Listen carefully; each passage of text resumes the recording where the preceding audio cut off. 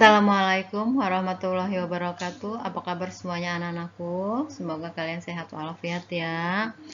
Baik, Ibu Eli mengucapkan selamat datang, selamat bergabung di Sekolah SMA Islam Teratai Putih Global Bekasi. Kenalkan, nama Ibu Eliana, Ibu yang akan membimbing kalian dalam mata pelajaran ekonomi.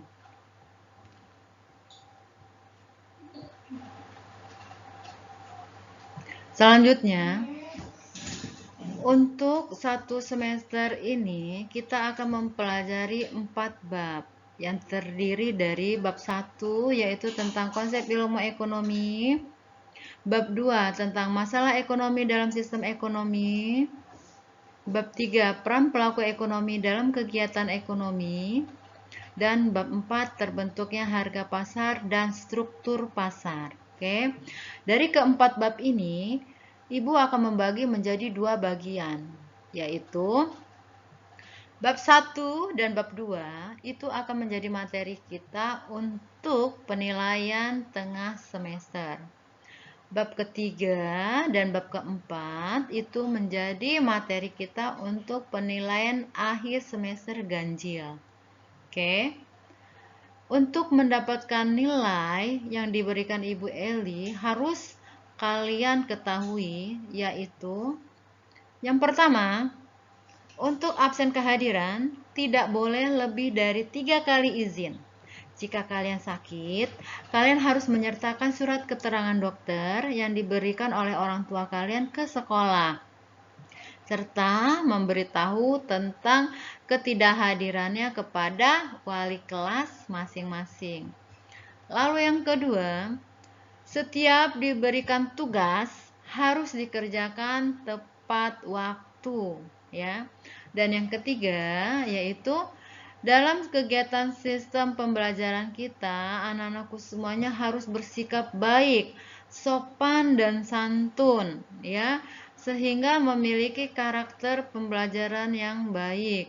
Karena kita mengikuti pembelajaran kurikulum 2013 yang mengarah kepada karakter sikap. Paham? Oke.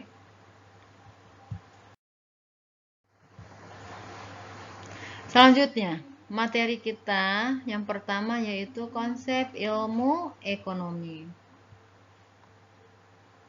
Dalam konsep ilmu ekonomi, hal yang menjadi pertanyaan yaitu apakah pedagang juga menerapkan ilmu ekonomi dalam menjual dagangannya? Apakah ilmu ekonomi itu? Nah, inilah yang akan kita bahas pada bab pertama yaitu konsep ilmu ekonomi.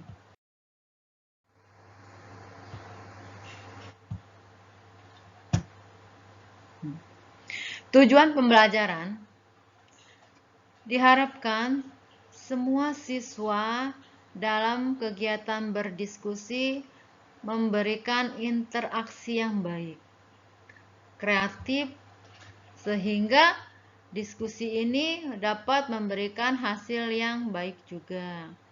Diskusi itu kita lakukan dengan cara pertama membaca teks. Teks itu dari buku mata pelajaran yang telah kalian terima, yaitu buku paket ekonominya.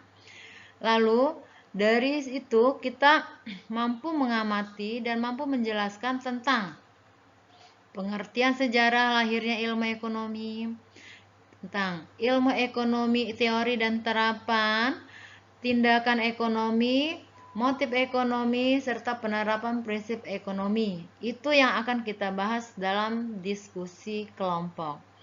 Lalu selanjutnya, tujuan pembelajaran yang kedua yaitu setelah membaca materi, siswa dapat membandingkan atau membedakan tentang keinginan dan kebutuhan, serta skala prioritas yang harus disusun. Nah, gitu ya. Selanjutnya, siswa mampu menjelaskan berbagai macam kebutuhan dan alat pemuas kebutuhan. Dan yang terakhir, siswa dapat melakukan pengamatan, yaitu mampu menyajikan hasil identifikasi tentang kelangkaan dan biaya peluang berdasarkan informasi dan data yang relevan. Oke. Pertama, kita mengenal ilmu ekonomi dulu ya. Ilmu ekonomi menurut J.M. Keynes yaitu merupakan suatu teknik berpikir yang berguna untuk mempertimbangkan sejumlah biaya serta bagian dari keuntungannya. Ekonomi berasal dari bahasa Yunani yang berarti peraturan rumah tangga.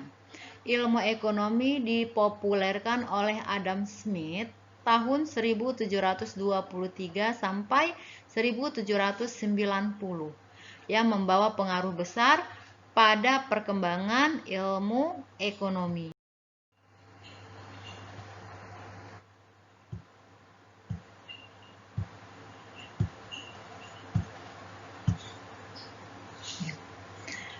Selanjutnya, bagaimana penggolongan ilmu ekonomi? Ilmu ekonomi digolongkan menjadi 3. Yang pertama yaitu ilmu ekonomi deskriptif, yang kedua ilmu ekonomi teori, dan yang ketiga ilmu ekonomi terapan.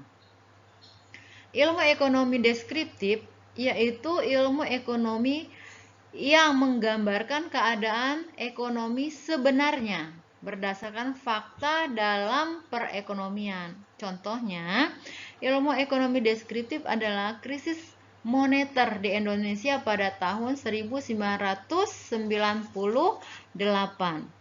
Krisis moneter itu yaitu krisis yang berhubungan dengan keuangan suatu negara. Jadi saat itu perekonomian Indonesia sangat bergejolak dalam keuangannya. Lalu yang kedua, ilmu ekonomi teori, yaitu konsep pemikiran yang diperoleh dari data dalam kehidupan ekonomi, kemudian disusun, diolah, dan dianalisis sehingga menjadi kesimpulan bersifat umum yang terdiri dari ekonomi mikro dan ekonomi makro.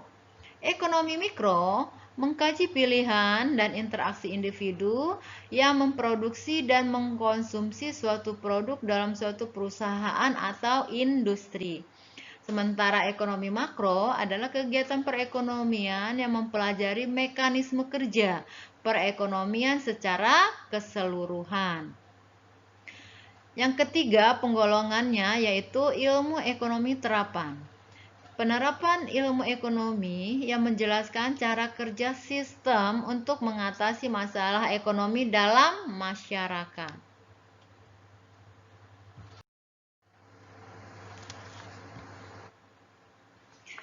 Lalu selanjutnya, bagaimana penerapan prinsip ilmu ekonomi? Penerapan prinsip ekonomi itu ada 3, yaitu tindakan ekonomi, motif ekonomi, dan prinsip ekonomi. Tindakan ekonomi ada 2. Tindakan ekonomi rasional yang bisa diterima oleh akal sehat. Lalu yang kedua, tindakan ekonomi irasional, tindakan yang tidak bisa diterima oleh akal sehat. Misalnya begini. Kamu membeli sebuah pena di warung dekat rumah, harganya 2.000. Ya. Sementara ada lagi warung yang menjual pena tapi jauh dari rumahmu di seberang jalan. Nah, harganya 1.500.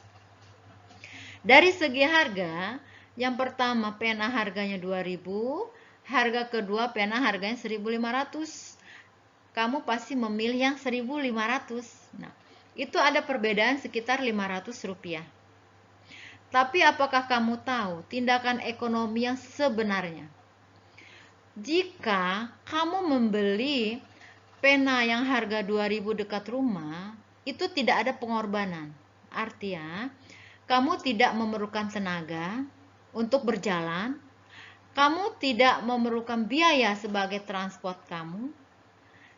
Sementara kamu jika memilih pena di harga 1.500 yang jauh dari rumah kamu, itu membutuhkan tindakan ekonomi yang sangat besar, yaitu dari segi biaya, dari segi tenaga. Kamu berjalan kaki kan, berjalan berarti menggunakan tenaga, ya kan? Kamu akan capek.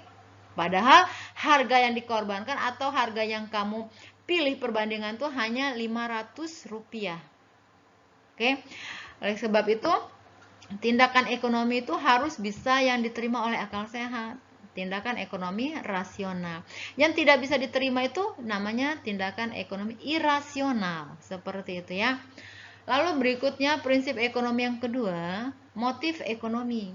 Motif ekonomi ada 3, yaitu motif ekonomi dalam kegiatan produksi, yaitu kegiatan yang menghasilkan barang yang bisa digunakan untuk memenuhi kebutuhan hidup. Lalu yang kedua, motif ekonomi dalam kegiatan konsumsi. Konsumsi itu pemakai daripada hasil produksi yang dihasilkan. Kita memakai baju itu kan hasil produksi. Oke? Makanya dikatakan sebagai kegiatan konsumsi. Artian kegiatan pemakai. Kita konsumsi dikatakan pemakai.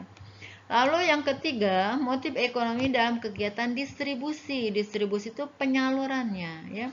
Bagaimana barang itu sampai ke masyarakat melalui penyalurannya.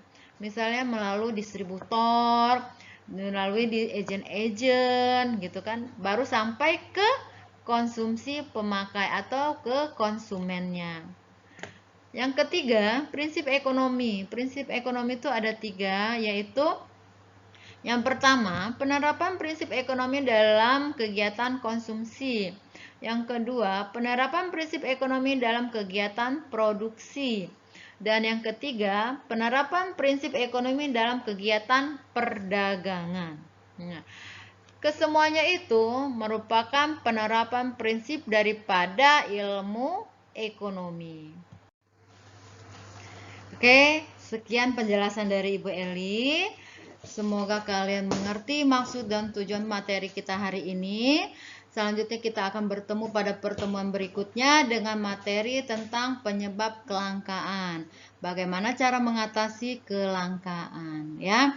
Sekian dari saya. Akhir kata Ibu Eli mengucapkan terima kasih. Wabillahi taufiq wal hidayah. Wassalamualaikum warahmatullahi wabarakatuh.